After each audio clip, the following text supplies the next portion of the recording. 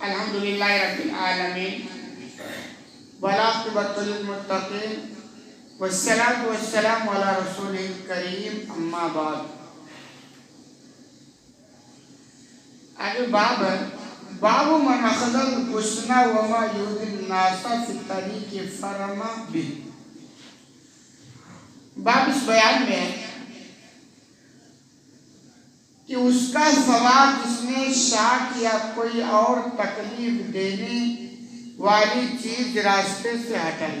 کہنا یہ چاہتے کہ ایک وہ آدمی ہے جو راستے سے تکلیف دہ چیزوں کو ہٹاتا ہے تو اس آدمی کو اس کے ہٹانے پر ثواب کیا ملتا ہے. خوب اچھی طرح آپ سمجھ لیں، ثواب کا تعلق نیت سے ہوتا ہے. آپ اگر کسی تکلیف دہ چیز کو راستے سے ہٹاتے ہیں اور نیت ہے کہ صاحب مجھے ثواب ملے تو ثواب ملے، اور اگر آپ کہہ رہے ہیں میں ہٹاتا ہوں تاکہ فلاں لوگ مجھے دیکھیں گے تو کہیں گے یار بڑا اچھا آدمی ہے، بڑا خیر خواہ ہے، اگر یہ نہیں ہٹاتے نا تو ثواب آپ کو کوڑی بھی نہیں ملے گا. ایک چیز تو آپ نے سمجھ. دوسری چیز یہ سمجھیے، یہ انسانی فطرت ہے کہ جب بھی یہ کوئی کام کرتا ہے تو اس کے دل کا اندر یہ بات پیدا ہوتی کہ اس کام کے کرنے پر ہمیں ملے گا کیا. یہ تو ذہن کہتا رہتا نا ملے گا کیا. ایک آدمی راستہ چل رہا ہے، راستہ چلتے چلتے کوئی تکلیف دہ چیز کو ہٹا رہا تو سوال ہوتا کہ بھی ملے گا کیا، کیونکہ بغیر مزدوری بغیر بدلے کے دنیا کو کوئی انسان کوئی کام کرنے کو تیار نہیں ہوتا. تو اللہ نے مسلمانوں کو سکھلایا کہ تم دنیا میں نیکی کرو، اس کے ثواب کی نیت آخرت میں کرو. تو مومن جب نیکی کرتا ہے تو یہ سمجھتا ہے کہ اس نیکی کا بدلہ آخرت میں چاہیے اور ہونا ہی چاہیے. لیکن دوسرے لوگ جن کا آخرت پر ایمان نہیں ہوتا ہے ان کو یہ ہوتا کہ صاحب میں یہ نیکی کروں گا تو مجھے دنیا میں کیا ملے گا. تو اگر ان کو کسی بھلائی کا بدلہ دنیا میں نہیں ملتا تو پھر وہ بھلائی کرنے کو تیار نہیں. وہ جب ان کو اس بھلائی کا بدلہ دنیا میں ملے گا پھر یہ کریں گے. اسلام اپنے ماننے والوں کو کہتا ہے تم بھلائی کا بدلہ دنیا میں نہ مانگو، سوچو بھی نہ، کیونکہ دنیا میں مانگو گے تو یہ نقصان ہو جائے گا. آخرت کی نیت کر لو. تو یہ ہے آگے کہہ رہے ہیں کہ اگر کوئی آدمی ایسی بھلائیاں کرتا ہے یعنی راستے سے تکلیف دہ چیزوں کو ہٹا دو تو ثواب کیا ملے گا. حدیث نمبر 2472 عن ابی ہریرہ رضی اللہ عنہ ان رسول اللہ صلی اللہ علیہ وسلم قال. ابو رضی اللہ عنہ سے روایت ہے کہ نبی کریم صلی اللہ علیہ وسلم نے بیان کیا بینما رجل یمشی فی الطریق کہ ایک آدمی سفر میں کئی راستے میں چل رہا تھا. یہ پچھلی قوم کے لوگوں میں سے کسی کا واقعہ اللہ کے رسول صلی اللہ علیہ وسلم بیان کر رہے ہیں، اور یہ ساری باتیں وحی کے ذریعہ جبریل کے ذریعہ اللہ تعالیٰ اپنے نبی کو بتا دیا کرتا تھا. تو واقعہ بیان کرتے ہیں کہ ایک آدمی راستے میں چل رہا تھا، کہیں سفر پہ جا رہا تھا. وجدہ غصنا شوکن علی الطریق، اس نے کانٹے دار درخت کی ایک ٹہنی کو راستہ میں پڑا ہوا پایا. فاقہ دو تو اس نے اٹھا لی. یعنی جیسے ہم لوگ راستے چلتے ہیں تو ہمارے راستے میں بہت ساری تکلیف دہ چیزیں آتی ہیں، تب تو آگے بڑھ کر لیتے ہیں، ہم بچ جائیں بس ختم کہاں ہے، پیچھے والا آئے گا اپنا دیکھے گا سمجھے گا. لیکن ایمانی جذبات نہیں. ایمانی شان یہ کہ اگر آپ کے پاس طاقت اس تکلیف دہ چیزوں کو ہٹا دی تو ہٹا دیا. تو آدمی بھی چل رہا تھا لیکن راستے میں دیکھا ایک کانٹے دار درخت کی یہ ٹہنی، یہ اس ٹہنی میں تو کانٹا لگے گا نا، ایک کانٹے دار ٹہنی ہے. تو کہہ رہے فاقہ دو اس کو اس نے اٹھا لیا. پھر کیا ہوا؟ فشکر اللہ له فغفر اللہ، اللہ نے اس کی نیکی کو قبول کر لیا اور بدلے میں اس کو معاف کر. نیکی بجائے لیکن بہت معمولی ہے. ہم بھی سمجھتے ہیں کوئی گھاٹا پڑا ہو، کوئی پتھر پٹا اٹھا لے، کیا نیکی، تھوڑی سی معمولی نیکی. لیکن یہ معمولی نیکی اس بندے کے نجات کا سامان بنتا. اس لیے میں کہا کرتا ہوں کسی بھی نیکی کو آپ معمولی مت سمجھیں. کبھی کبھی حالات اور کنڈیشن کے اعتبار سے وہ معمولی نیکی بہت بڑی بن جاتی ہے. آپ دیکھیں وہ واقعہ بدکار عورت نے کتے کو پانی پلایا، اللہ نے معاف فرما دیا اس نیکی کی وجہ سے۔ کتے کو پانی پلانا یا کوئی بڑی نیکی تو نہیں ہے، محلے میں لوگ روز کتنے کتوں کو پانی پلاتے ہیں، وہاں تو اس نے ایک بار پلایا، ایک کتے کو پلایا، آپ تو دسیوں بار دسیوں کتوں کو پلاتے ہیں۔ یہ معاملہ نہیں، معاملہ کنڈیشن کا ہے۔ وہ کتا پیاس سے تڑپ رہا تھا، اس کی کنڈیشن، اور اس کو پیاس مل گیا۔ تو حالات بدلنے، کنڈیشن بدلنے کی وجہ سے معمولی نیکی کبھی اتنی بڑی نیکی بن جاتی ہے کہ بڑی بڑی نیکیاں اس کا مقابلہ نہیں کر سکتی۔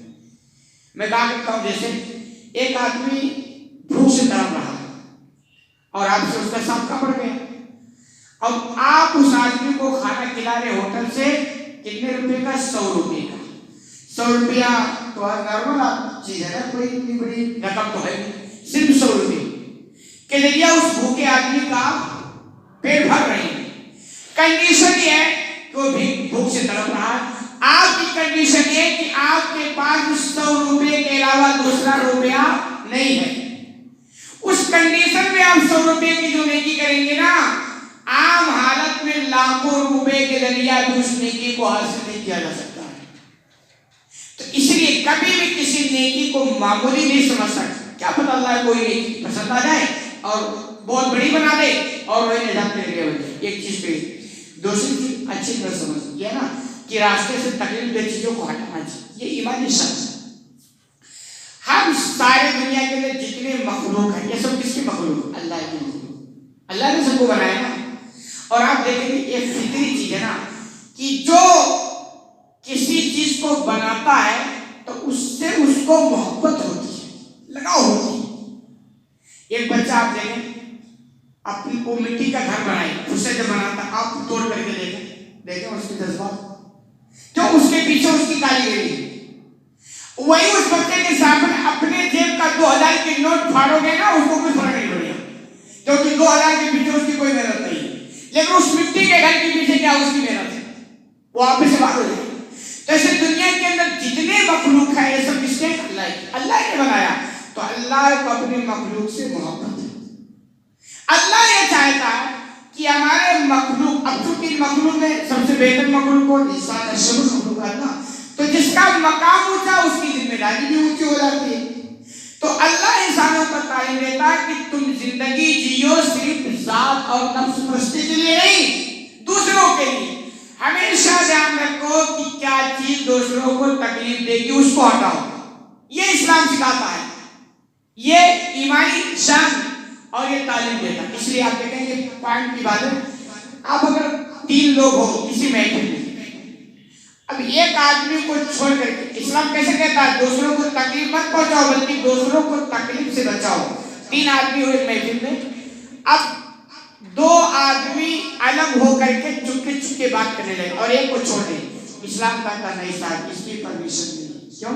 اس کو تکلیف پہنچے گی نا، یار پتہ نہیں میرے خلاف کیا کیا باتیں ہو رہی ہیں، اس تکلیف کو اسلام پرمیشن نہیں دیتا۔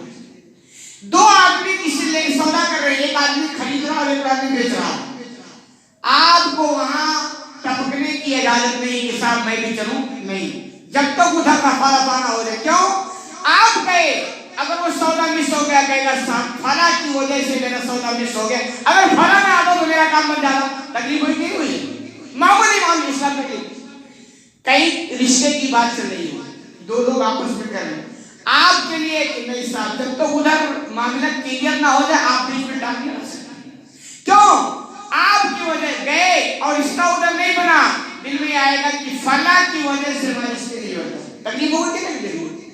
ایسی تمام تکلیفوں سے اسلام کیا کرتا ہے؟ روکتا ہے۔ یعنی یہ کہ خاص طور پر اہل ایمان کی ذمہ داری ہے کہ دنیا کے اندر تمہیں تکلیف دہ چیزوں کو، یعنی تکلیف سے لوگوں کو بچانے کے لیے پیدا کیا گیا ہے، نہ کہ تم دوسروں کو تکلیف میں ڈالو۔ یہ اسلام کی تعلیم ہے۔ اتنی بات سمجھ میں آ گئی نا؟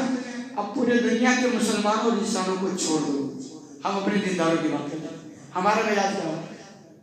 زخم پہ نمک ہے نا، کوئی پریشان ہے تو کیا تگڑم بازی کریں گے اس کو، یہ ہم دینداروں کا حال ہے۔ اللہ کے بندو آپ تہجد گزار بن جائیں، لیکن کسی کے تکلیف پر آپ کو خوشی ہے تو اللہ جانے وہ آپ کا تہجد کس کام آئے گا؟ آئے گا کہ آئے گا نہیں۔ کیونکہ جب تک آپ کے اندر یہ بھلائیوں پہ کرنے کے جذبات ان کے اندر پیدا نہیں ہوگا نا، یہ نیکیاں اس کا مطلب اپنی اثر نہیں دکھاتی ہیں. تو خوب اچھی طرح سمجھ لیں، آپ اپنی زندگی کا مقصد دوسروں کو تکلیف سے بچانے والا بنائیں، نہ کہ دوسروں کو ڈالنے والا بنائیں. اگر ڈالنے والا دوسروں کو تکلیف مبتلا کرنے والی اگر زندگی آپ اپنی بنا لیے، آپ بہت بڑے نمازی حاجی کچھ بھی ہیں، کوئی مطلب نہیں ہے. اللہ رب العالمین سے دعا ہے کہ العالمین تو رہے گا جو اس میں زیادہ عمل کرنے کی توفیق عطا فرمائے.